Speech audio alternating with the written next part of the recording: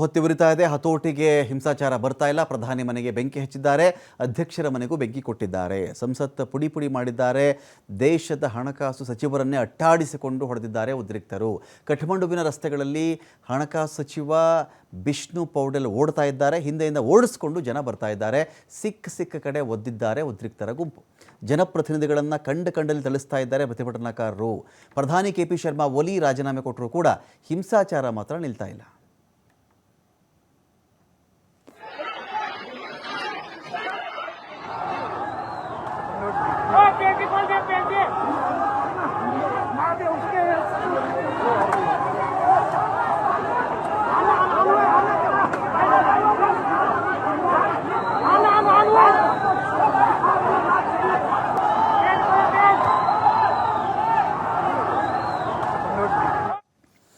ಭಾರತದ ನೆರೆಹೊರೆಯ ದೇಶಗಳಲ್ಲಿ ಏನಾಗ್ತಾ ಇದೆ? ಫಸ್ಟ್ ಶ್ರೀಲಂಕಾ, ನಂತರ ಬಾಂಗ್ಲಾದೇಶ, ಈಗ ನೇಪಾಳದ ಸರದಿ.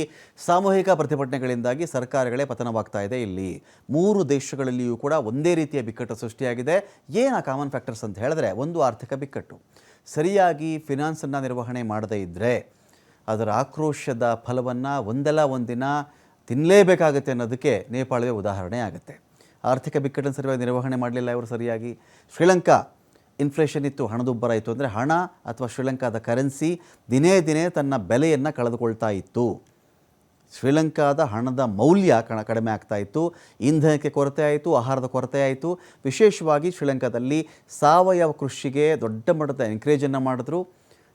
ರಸಗೊಬ್ಬರಗಳೇ ಬೇಡ, ಸಾಕು ಬರೀ ಸಾವಯವ ಸಾಕು, ಆ ಥರದ ನ್ಯಾಚುರಲ್ ಗೊಬ್ಬರದಿಂದ ಕೃಷಿ ಮಾಡೋಣ ಅಂತ ಶುರು ಮಾಡ್ಕೊಂಡ್ರಲ್ಲ. ಏಕಾಏಕಿ ಏನಾಯಿತು, ಬೆಳೆ ಇಳಿದು ಬಿಡ್ತು, ಬೆಲೆ ಜಾಸ್ತಿ ಆಗಿಬಿಡ್ತು. ಬೆಳೆಗಳೇ ಇಲ್ದಿದ್ದಾಗ ಸಣ್ಣ ಪುಟ್ಟ ಆಹಾರ ಪದಾರ್ಥ ಬೆಲೆನೂ ಜಾಸ್ತಿ ಆಗಿಬಿಡುತ್ತೆ. ಅಭಾವ ಅಲ್ವಾ, ಕೊರತೆ ಅಲ್ವಾ. ಯಾವುದು ಕೊರತೆ ಇರುತ್ತೋ ಅದಕ್ಕೆ ಡಿಮ್ಯಾಂಡ್ ಜಾಸ್ತಿ ಆಗುತ್ತೆ. ಅದಕ್ಕೆ ಡಿಮ್ಯಾಂಡ್ ಜಾಸ್ತಿ ಆಗುತ್ತೋ ಆಬ್ವಿಯಸ್ಲಿ ಬೆಲೆ ಕೂಡ ಜಾಸ್ತಿ ಆಗುತ್ತೆ. ಶ್ರೀಲಂಕಾ ಇದನ್ನು ಫೇಸ್ ಮಾಡೋಕ್ಕಾಗಲಿಲ್ಲ. ಪ್ರವಾಸೋದ್ಯಮವನ್ನು ನಂಬಿಕೊಂಡಿತ್ತದು.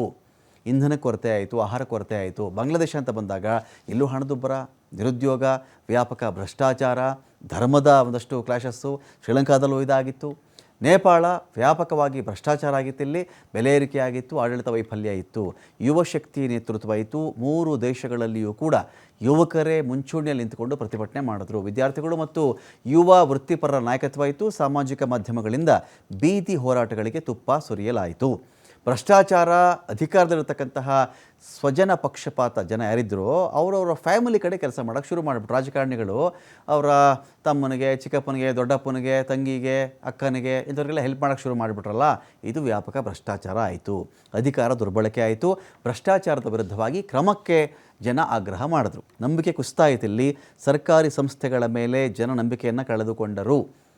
ಸಂಸತ್ತಾಗಲಿ, ಕೋರ್ಟ್ ಆಗಲಿ, ಅಧಿಕಾರಿಗಳಿಂದ ಜನರ ಬದಲು ಪ್ರಭಾವಿಗಳಿಗೆ ರಕ್ಷಣೆ ಮಾಡೋಕ್ಕೆ ಶುರು ಮಾಡಿಬಿಟ್ರು. ಇದರಿಂದ ಇವುಗಳ ಮೇಲೆ ನಂಬಿಕೆ ಕಳ್ಕೊಳ್ತಾರೆ ಪ್ರಜೆಗಳು. ಒತ್ತಡದಲ್ಲಿ ನಾಯಕರ ರಾಜೀನಾಮೆ. ಫ್ರಾನ್ಸ್ ವಿಚಾರದಲ್ಲಾದರೂ ಇದೇ ನಿಜ. ಹಿಂದೆ ಫ್ರಾನ್ಸ್ ಕ್ರಾಂತಿ ಬಗ್ಗೆ ಮಾತಾಡ್ತಾ ಇದ್ದೀನಿ. ರಷ್ಯನ್ ರೆವಲ್ಯೂಷನ್ ಆದರೂ ಇದೇ ಕಥೆ. ಅಮೆರಿಕದ ಕ್ರಾಂತಿ ಆದರೂ ಇದೇ ಮಾತು. ಎಲ್ಲೆಲ್ಲಿ ಕ್ರಾಂತಿಗಳಾಗ್ತವೋ ಯಾವತ್ತಿಗೆಲ್ಲ ಬಡವ ತಿರುಗಿ ಬಿದ್ದರೆ ಒಡಬ ಅಂತ. ಬಡವ, ನೀವು ಅದನ್ನು ಬಡವ ಉಲ್ಟಾ ಬರೆದ್ರು ಒಡಬ ಅಂತ ಬರುತ್ತೆ. ಒಡಬ ಅಂದರೆ ಬೆಂಕಿ ಅಂತ. ಬಡವನ ಕೋಪ ಇದೆಯಲ್ಲ, ದವಡೆಗೆ ಮೂಲ ಅಂತ ಕೆಲವರು ಮಾತಾಡ್ತಾರೆ.